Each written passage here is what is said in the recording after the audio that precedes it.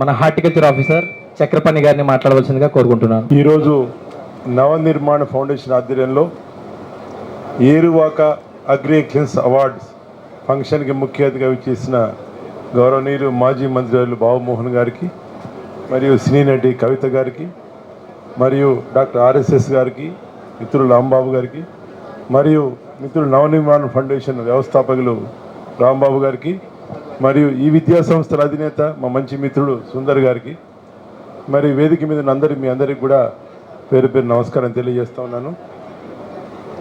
ముఖ్యంగా ఈరోజు నేను యాక్చువల్గా ఇప్పుడు హెచ్ఎండిఏలో పనిచేస్తున్నప్పటికీ కూడా బేసికల్గా నేను జిల్లా ఉద్యాన శాఖ అధికారిని.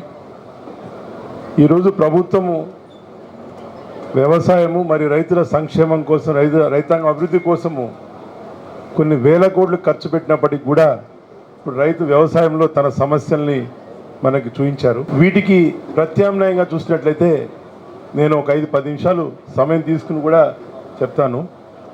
మన పంటల ప్రణాళిక మార్కెట్ డ్రివెన్గా ఉండాలి. మార్కెట్ బేస్డ్ క్రాపింగ్ సిస్టమ్స్ వాడాలి. ఇక్కడే ఎదురుగా సరిత గారు కూడా ఉన్నారు, వారు కూడా అగ్రి ఎంటర్ప్రెన్యూర్గా పనిచేస్తున్నారు. వారు కూడా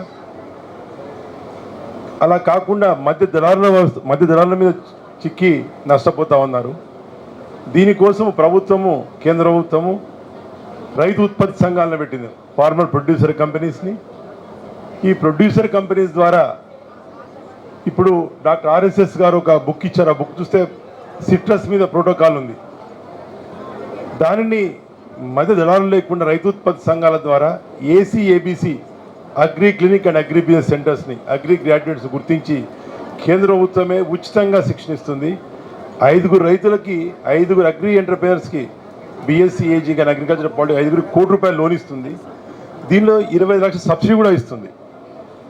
ఇంతేకాకుండా ఈ ఎఫ్పిఓల ద్వారా మనం అగ్రి ఇన్ఫ్రాస్ట్రక్చర్ ఫండ్ ఉంది. దీని 1,00,000 కోట్ల రూపాయల బడ్జెట్ ఉంది. దీనికి గ్రామ స్థాయిలో నేను బాబుమోహన్ గారు ఆందోళన శాసనసభ్యులుగా ఉన్నారు. నేను మెదక్ జిల్లా అధికారి కూడా పనిచేస్తున్నాను. అంతే నేను గజ్వెల్లో గ్రామీణాభివృద్ధి శాఖలో కూడా ఏపీడీగా పనిచేస్తున్నాను. గ్రామీణాభివృద్ధి శాఖలో సెర్ప్ అనే పథకం, society for elimination of rural poverty, గ్రామీణ దారిద్ర్య నిర్మూలన పథకం. దీని కింద మహిళలకి గ్రామ స్థాయిలో చిన్న చిన్న కుటీర వ్యవసాయ ఆధారిత పరిశ్రమలు పెట్టుకోవడం కోసం సబ్సిడీ సదుపాయం అందుబాటులో ఉంది. MoFPI, minister of food processing industry వాళ్ళు 35% సబ్సిడీ కింద 10 లక్షలు ఫ్రంట్ ఎండ్ సబ్సిడీ ఇస్తారు. దీనికి ఏదైతే మనం పంట పండించిందో మనము జింజర్ గార్లిక్ పేస్టు, పసుపు, కారం ఇట్లాంటి పెట్టి మార్కెట్ చేసుకుంటే మనకు అధిక ఆదాయం వచ్చే అవకాశం ఉంది. అంతేకాకుండా ఇక్కడ ఆర్గానిక్ రైస్ సోదరులు ఈ ఆర్గానిక్ ఆవశ్యకత ఎంత ఉందండి అని ప్రతి నెల కూడా ఒక 10-20 ఫోన్ కాల్స్ వస్తాయి. మా ఇంట్లో మా అమ్మ క్యాన్సర్ ఉంది, సేంద్రియ కూరగాయలు పండ్లు తినాలని ఎవరూ లేరు.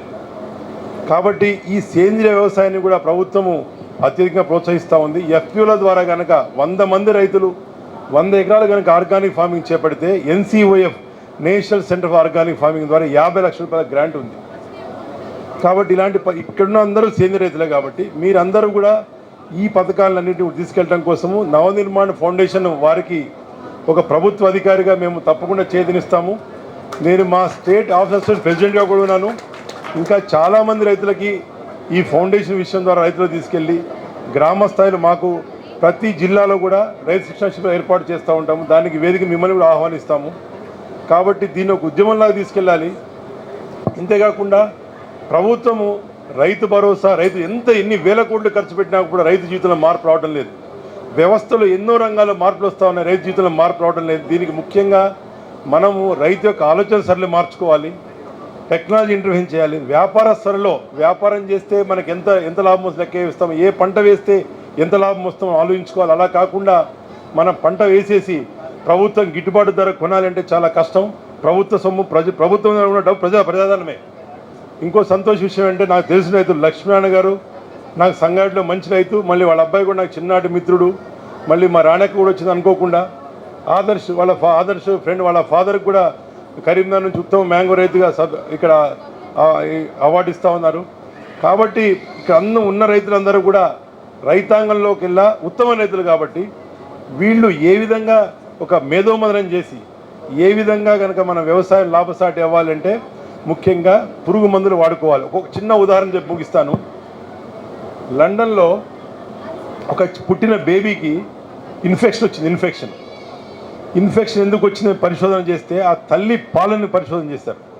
తల్లి ఏం తీసుకుందంటే బాయిల్డ్ ఎగ్స్ రోజు 6 నుంచి 8 ఆమ్లెట్స్ ఎగ్స్ తిన్నారు. ఈ ఎగ్స్ ఎక్కడి నుంచి అని చూస్తే శ్రీలంక నుంచి వచ్చినాయి. శ్రీలంక నుంచి ఆ గుడ్లకి వాడినటువంటి మొక్కజొన్న మన దేశం నుంచి వెళ్ళింది. ఎప్పుడు 20 సంవత్సరాల క్రితం ఇది. ఈ మొక్కజొన్నలో మనము క్రిమి సంహారక మందు విషయంగా వాడటం వల్ల ఆ మొక్కజొన్నలోని క్రిమి సంహారం అవశేషాలు గుడ్డు ద్వారా తల్లి పాల ద్వారా శిశువుకి సంక్రమించింది అని చెప్పి మనకంటే చిన్నది శ్రీలంక కూడా మొక్కజొన్నల ఎగుమతి నిషేధించింది. కాబట్టి గిట్టుబాటు ధర రావాలంటే మనకి మార్కెట్ విదేశాలకు వెళ్ళాలి, వాల్యుయేషన్ జరగాలి. జరిగితేనే వ్యవసాయం లాభసాటిగా ఉంటుంది. చాలా కాలతీతమైంది. వేదిక పెద్దలు కూడా ఉన్నారు. దీని మీద ఈ ప్రభుత్వ పథకాల మీద, రైతు ఉత్పత్తి సంఘాల మీద మనం ప్రభుత్వ సాయంతో, ప్రభుత్వ సబ్సిడీతోటి మనము సేంద్రియ వ్యవసాయం చేసి సర్టిఫికేషన్ ద్వారా ఏ విధంగా మార్కెట్ చేయాలనే దాని మీద ఒకరోజు వర్క్షాప్ కనుక ఏర్పాటు చేస్తే నేను ప్రభుత్వ అధికారులందరినీ తీసుకొచ్చి రైతాంగానికి సహాయపడే కృషి తెలియజేస్తూ ఈ అవకాశం ఇచ్చినటువంటి నవనిర్మాణ ఫౌండేషన్ రాంబాబు గారికి మరియు సుందర్ గారికి ధన్యవాదాలు తెలియజేస్తూ ముగిస్తున్నాను. ధన్యవాదాలు. మరిన్ని అప్డేట్స్ కోసం బ్యాక్ టు రూట్స్ యూట్యూబ్ ఛానల్ని సబ్స్క్రైబ్ చేసుకోండి.